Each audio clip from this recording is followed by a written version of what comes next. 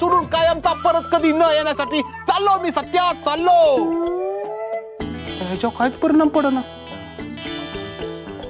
अरे सत्या, मी निघालो तुला सोडून कायमचा आहे सत्या. बलमा तू तू कधी आलास? अरे साधा आवाज तरी द्यायचा, नाहीतर शुक शुक तरी करायचं.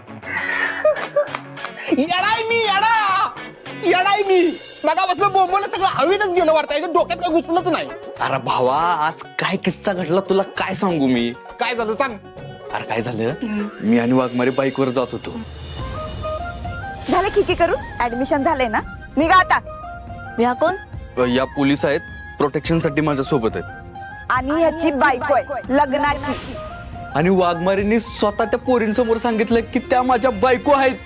अरे काय सांगतोस, एकच नंबर की भावा. मग म्हणजे आग फक्त इकडं नाही तिकडं पण लागलेले आहे. म्हणजे त्यांच्या बी मनात ढंट्या ढंट्या टिली आहे. त्यांचं बी तुझ्यावर प्रेम आहे सत्या. नक्की? हा नक्की ना? हो खरंच भावा. अरे तू हे बोलून ना माझं निम्म वजन कमी केलंस बघ. आता फक्त मी पुढाकार घ्यायला पाहिजे. नाही सत्या, आता तू पुढाकार घ्यायचा नाही. म्हणजे उद्यापासून तू त्यांच्याकडे दुर्लक्ष करायचं. तू काय येडाबिडा आहेस का रे? आत्ता कुठं गाडी रुळावर यायला लागल्या मी त्यांना इग्नोर करायचो. होय, मी सांगतोय ते फक्त ऐकायचं. आजपर्यंत वाघमारेंनी फक्त आमच्या भावाला झुरवले.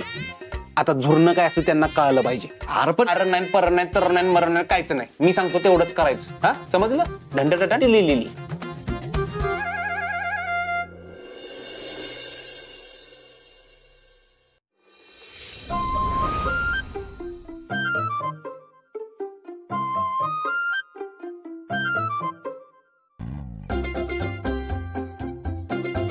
तुला काय सांगितले काल मी?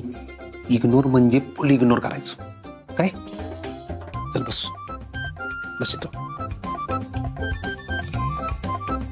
Mummy good morning.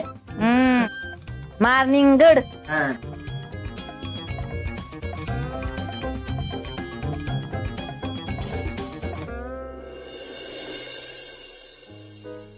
सत्या, तुला आवडतात ना शाबूवडे, म्हणून केले.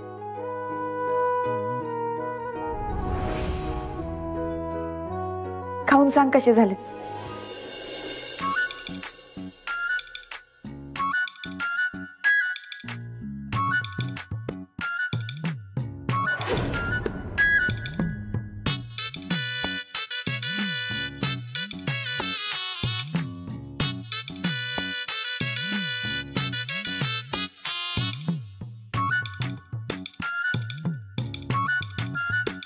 कसे झालेत?